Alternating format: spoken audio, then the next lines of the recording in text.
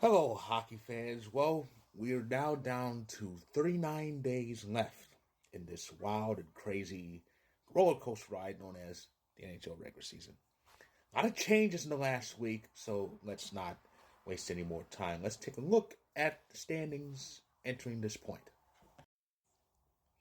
In the Eastern Conference, the Florida Panthers now take over the Atlantic Division lead, and it's by 4 points. Amazing considering last week they were down by one. But they're up by 4 points over the Toronto Maple Leafs, who are barely hanging on to second place at 79 points. And Tampa Bay has 78, still hanging on to third. In the Metropolitan, nothing's changed. Much has changed there. Washington leads big with 92 points. Carolina has 80, and New Jersey Devils have 74. Now, the wild cards, that's going to change pretty much every day. Right now, in the East, it's the Columbus Blue Jackets and the Ottawa Senators holding those spots. Columbus holds the number one position with 70 points, while Ottawa holds the number two position. At this point, if the season ended, Washington, number one overall in the East, would face Ottawa. That'd be interesting. The two national capitals going at it. The Florida Panthers would face the Columbus Blue Jackets, and then the 2-3 series in each division would be Toronto and Tampa Bay and Carolina and New Jersey. Of course, this would be the third first-round meeting between the two clubs in, I think it's 4 years. Remember, it was Tampa Bay who lost to the Maple Leafs in 2023, which was Toronto's first series win in 19 years. Now on to the West. Out West, the Central, the Winnipeg Jets still lead with 92 points ahead of the Dallas Stars with 86, and it's the Colorado Avalanche in third place with 78. In the Pacific, that remains the same. Vegas leads with 82. The Edmonton Oilers are in second with 78, and the LA Kings, who defeated Vegas just hours ago, have 75 points. The wild card positions are now held by the Minnesota Wild and the Calgary Flames. Minnesota is 76, Calgary is 70, and it's kind of a little bit of a close race in the West. Not as crowded as the East though. As of this point, the season ended right now. It would be the Jets and Flames going at it, and the Wild would face off against the Vegas Golden Knights. Of course, the 2-3 series would be the Stars and Avalanche in the Central, and for the fourth straight year, Oilers and Kings in the Pacific. So these are the standings at this point. But let's talk about the teams above the playoff line, starting as usual with the Atlantic top three. So, yep, Florida has taken over the lead. Here's hoping it doesn't last. I mean, Toronto had a bad lull this past week, and what really didn't help them was losing 7-4 after leading 4-2.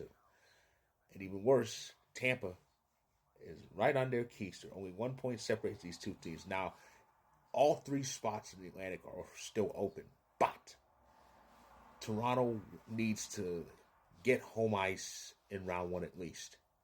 That's going to help them.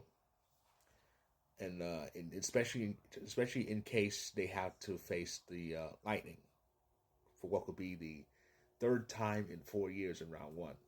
Now, winning the division is still good because on that note, if you win the division, you play a wild card team, and that could be anyone in the West. It could be in the East. I mean, it could be Columbus. It could be Ottawa. We all know the Senators are a punching bag for the Leafs in the playoffs.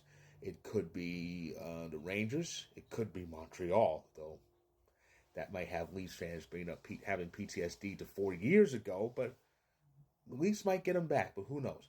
It's going to be quite interesting in the Atlantic, especially since Florida and Toronto play each other one more time, and that's in a few days. Yeah, this is pretty much going to be the top three the rest of the year. Washington pretty much has the division on lockdown, and Carolina and New Jersey play each other for second place. There's a new wrinkle in this thing, and it's not good. New Jersey's barely hanging on to third place. Even worse, Jack Hughes is out for a year, and even worse than that, Dougie Hamilton could be out for a bit. The Devils are in a peck of trouble, and Columbus has been pretty hot. They could move past New Jersey for third place if the Devils aren't careful. But we'll see how the next few weeks goes, especially in that top three, especially in that third place position that New Jersey is barely hanging on to. As I said, the top two wild card positions in the East, that's going to change pretty much every day. Matter of fact, this was a kind of a daily change because it was Columbus and the Rangers at one point, but it's Columbus and Ottawa, and I'm really happy that Columbus is still up there. I hope they make it, especially for Johnny and Ottawa. I remember Ottawa was in the Atlantic's top three at one point. They're stuck in the wild card standings, but they still have a shot of at least that. I'm kind of hoping they move up a bit further, kind of past Tampa Bay, but who knows what's in store for them. But Ottawa making it would really be a big boost, especially since they've been suffering for years after that deal between with that back about 7 years ago. But they deserve something good, and here's hoping they get into the playoffs. Well, look at this. The Avs have made it to the Central top three. We passed that line on Friday when the Minnesota Wild lost regulation, and now we're still there. Now we're up by 2 points over Minnesota. Minnesota's hit a low. Meanwhile, the Avs have won 5 straight, all 5 games in the homestand. We've got one more game left in that homestand. Second place would be nice. It's a bit ambitious. Dallas has found ways to win, but they did lose to Edmonton, and of course they got Mikko Ranson in the trade. Carolina traded him to Dallas, but and it's gonna make next week interesting because the Stars go to Ball Arena on Sunday the 16th. That's gonna be very interesting. But second place would be nice, but I have a feeling if we do end up playing Dallas in round one, we may not need home ice because we are kind of gelling, and Dallas is in a bit of trouble. Heiskanen still hasn't come back, and now Rupe Hintz may be out for a while. They're gonna need Dallas is gonna need all hands on deck, especially if they end up playing us in round one.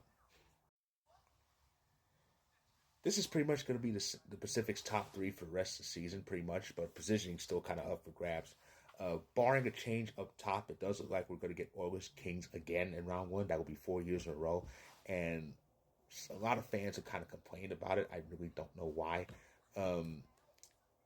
Today's hockey fans wouldn't have survived the 80s because you got stuff like this every year. Division rivals played each other about like 10, 11, 12, 13 times a year, counting playoffs.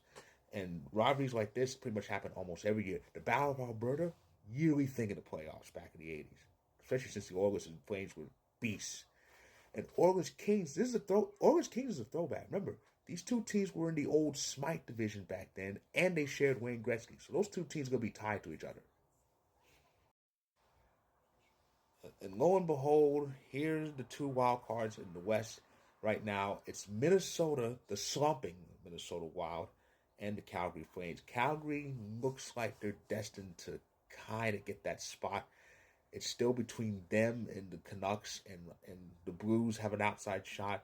Utah and Anaheim have decent shots, but it looks like Calgary's doing a good job hanging on. Now, will they stay there? That's the thing. 39 days is a lot of time.